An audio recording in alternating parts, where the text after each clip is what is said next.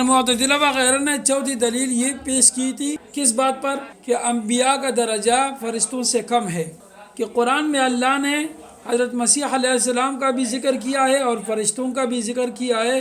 کہ یہ اللہ کی بندگی میں شرم نہیں کرتے، اور پہلے عیسیٰ علیہ السلام کا نام ذکر کیا، اس کے بعد فرشتوں کا ذکر کیا، اور ایسے موقع پر ادنا کا نام پہلے ذکر کیا جاتا ہے اور اعلیٰ کا ذکر بعد میں ذکر کیا جاتا ہے، کہ مسیح علیہ السلام اللہ کی بندگی میں شرم نہیں کرتے بلکہ فرشتے بھی نہیں کرتے۔ تو اس سے معلوم ہوا کہ فرشتوں کا درجہ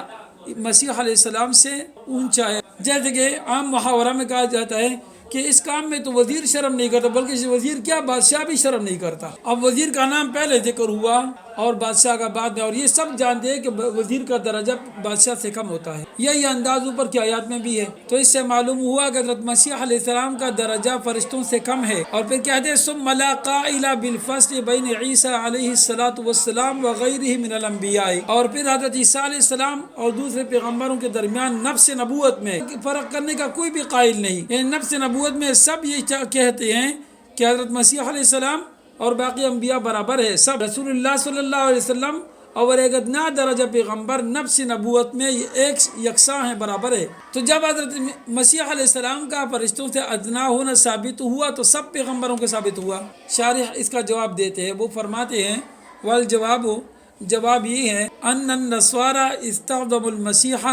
بحیث یترفع من ان یکون عبدا من عباد اللہ تعالی، کہ عیسائیوں نے حضرت عیسیٰ علیہ السلام کی اس طرح تعظیم کی، اتنی تعظیم کی کہ ان کو بندگی کے حد سے بھی نکال دیا، اللہ کے بندوں میں سے ایک بندہ ہونے سے اوپر چلے گئے، خود تو نہیں، عیسائیوں نے اس طرح کر دیا۔ بل ینبغی ان یکون ابنا لہ، بلکہ یہ بھی کہا کہ عیسیٰ علیہ السلام پیغمبر تو کیا ان کا اتنا بڑا درجہ کہ اللہ کا بیٹا ہے، کیوں؟ لأنہ مجرد لا اب لہ، کیونکہ وہ تنہا تھے، ان کا کوئی باپ نہیں تھا، اور جب باپ نہیں تو اس سے معلوم ہو کہ معاذ اللہ ان کے باپ اللہ ہے، معاذ اللہ، جزاک اللہ۔ یہ تو انہوں نے کہا، پھر وہ کہتے ہیں دیکھو ہم اس میں تمہیں خدائی کے آثار دکھاتے ہیں کہ عیسیٰ علیہ السلام خدا ہے، کہ عیسیٰ علیہ السلام خدا تھے، کیسے؟ کہتے ہیں وَكَانَ يُبْرِئُ الْأَكْمَحَ وَالْأَبْرَصَ، پیدائشی نابیناؤں کو بھی ٹھیک کرتے تھے اور کوڑی مرض والے کو بھی ٹھیک کرتے تھے، بلکہ اس سے بڑھ کر وہ یحیی الموتیٰ، مردوں کو زندہ کرتے تھے، اور مردوں کو زندہ کرنا خدا ہی کا کام ہے۔ تو اس سے معلوم ہو کہ معاذ اللہ عیسیٰ علیہ السلام خدا ہیں، اور معاذ اللہ، اور یا اللہ کے بیٹے ہیں، کیونکہ یہ کام یا اللہ کر سکتے ہیں یا اس کی اولاد کر سکتی ہے، یہ عیسائی دلیل پیش کرتے ہیں۔ تو جب انہوں نے باقی بندوں کے مقابلے میں عیسیٰ علیہ السلام کو اتنا اوپر کر دیا کہ اس کو خدا کا بیٹے قرار دے دیا، تو اس کے جواب میں اللہ جل شانہ نے کلام کا یہ انداز اختیار کیا، فرد علیہم، تو اللہ نے ان کی تردید میں فرمایا بِأَنَّهُ لَا يَسْتَنْكِفُ مِنْ ذَلِكَ الْمَسِيحِ، کہ حضرت مسیح علیہ السلام اس اللہ کے بندہ ہونے میں شرم نہیں کرتے، وہ اس پر فخر کریں گے کہ میں اللہ کا بندہ ہوں۔ وَلَا مَنْ هُوَ أَعْلَى مِنْهُ فِي هَذَا الْمَعْنَى، تجرد کے معنی میں، تنہا ہونے کے معنی میں، جو عیسیٰ علیہ السلام سے بھی اونچے درجہ رکھتے ہیں، مرتبہ میں نہیں، تجرید میں جو ان سے اوپر کا درجہ رکھتے ہیں، کہ عیسیٰ علیہ السلام کا تو صرف باپ نہیں تھا، اور جو ان سے اوپر کی مخلوق ہے اس بات میں، یہ تجرید میں، وہ بھی شرم نہیں کرتے کہ عیسیٰ علیہ السلام کا تو صرف باپ نہیں تھا، اور فرشتے ان کا نہ باپ تھا نہ ماں تھی۔ تو یہ جو درجہ معلوم ہوتا ہے کہ فرشتوں کا درجہ حضرت عیسیٰ علیہ السلام سے بڑا ہوا ہے، اس کلام کے انداز سے جو معلوم ہوتا ہے، وہ اس اعتبار سے نہیں کہ فرشتوں کا درجہ عیسیٰ علیہ السلام سے اونچا ہے، اس اعتبار سے، تجرد کے اعتبار سے، کہ عیسیٰ علیہ السلام کا باپ نہیں تھا اور ان کو عیسائیوں نے خدا کا بیٹا قرار دیا، لیکن وہ اس میں شرم نہیں کرتے۔ تو جن کا نہ ماں ہے نہ باپ ہے، پھر تو وہ اس درجے میں ان سے بھی آگے بڑھ گئے، لیکن وہ بھی اللہ کی بندگی میں شرم نہیں کرتے۔ تو یہ جو ترتیب معلوم ہوتی ہے وہ مرتبہ اور مقام مرتبہ میں نہیں ہے، تجرد میں ہے، تنہا ہونے میں ہے، کہ عیسیٰ علیہ السلام تنہا تھے، ان کے صرف باپ نہیں تھا، فرشتے ان سے بھی زیادہ تنہا تھے کہ ان کے نہ باپ ہے نہ ماں ہے نہ باپ ہے۔ مرتبہ اور مقام میں یہ ترتیب نہیں ہے، تجرد میں ہے۔ ولا من، اور نہ وہ مخلوق ہو، وہ لوگ ہو اللہ کی بندگی میں شرم کرتے، اعلیٰ منہ فی ھذا المعنی، جو اس تجرد کے معنی میں ان سے بھی آگے بڑھی ہوئی ہے، وہ ہم الملائکہ، اور وہ فرشتے ہیں، الذین لا اب لہم ولا ام لہم، کی جن کے نہ ماں ہے نہ باپ ہے، ویقدرون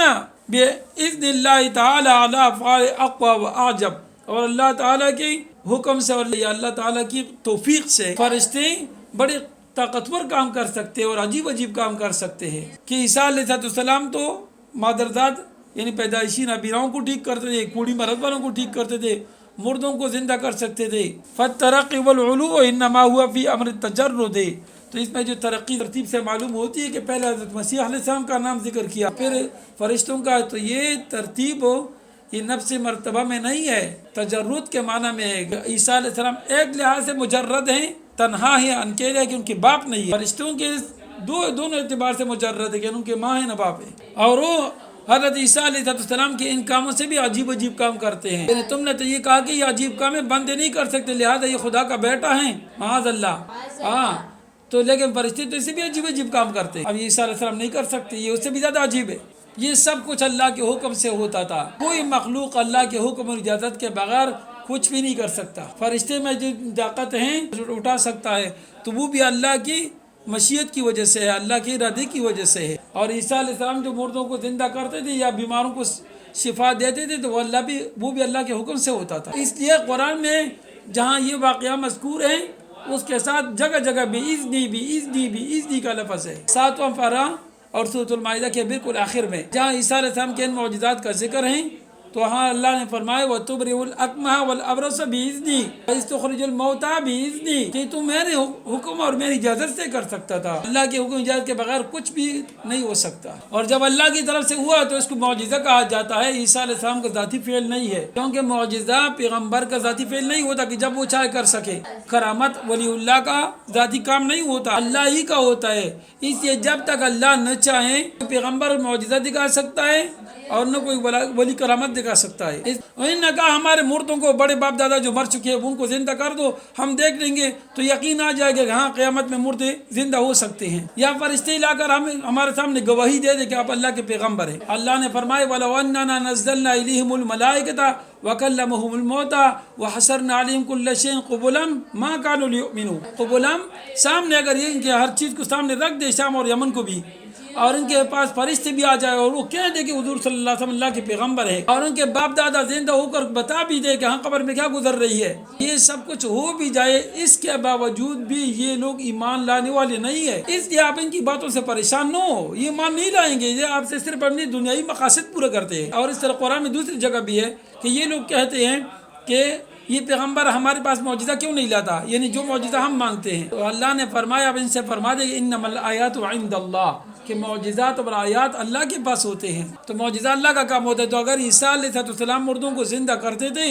تو اللہ کی طرف سے ہوتا تھا معجزہ کے طور پر، خود ان میں ذاتی ایسی کوئی صفت نہیں ہے، یہ معجزہ کے طور پر ہوتا ہے۔ اب کتاب کی طرف آ جاؤ۔ فالترقی فی العلو والعلو انما ہوا فی امر التجرد واظہار الاثار القویۃ لا فی مطلق الکمال والشرف۔ یہاں جو کلام سے ترتیب معلوم ہوتی کہ ادنا سے اعلیٰ کی طرف گئے ہیں، تو یہ صرف اس تجرد میں اور ان قوی آثار کو ظاہر کرنے کے اعتبار سے ہیں، لا فی مطلق الکمال والشرف، مطلق کمال اور شرافت کے بارے میں نہیں کہ ان کے درجہ ان سے بڑا ہوا ہے۔ فلا دلالت علی افضلیت الملائکۃ، لہذا فرشتوں کے پیغمبروں سے افضل ہونے پر کوئی دلیل موجود نہیں۔ کتاب پوری ہو گئی۔ مولانا صاحب آخر میں فرما دے واللہ سبحانہ وتعالی اعلم بالصواب والیہ المرجع والمآب، کہ میں مجھ سے جتنا مجھے علم تھا وہ میں نے تو آپ کے سامنے رکھ دیا۔ اب کتنی بات صحیح ہے کتنی غلط ہے اس کا صحیح علم اللہ کے سوا کسی کو بھی نہیں۔ ہم نے کوشش کی کہ آپ کو قرآن و حدیث کے مطابق صحیح مسائل اور عقائد بیان کریں، وہ جتنا ہم سے ہو سکا آپ کے سامنے لکھ کر رکھ دیا، اور باقی حقیقت تو اللہ سبحانہ وتعالی اعلم بالصواب، تو صحیح بات کو زیادہ جاننے والے اللہ جل شانہ ہے۔ الیہ المرجع والمآب، اس میں اشارہ ہے کہ میں نے اس کتاب میں قصداً کوئی بات غلط نہیں کہی، کیونکہ مجھے بھی اللہ کے سامنے جانا ہے،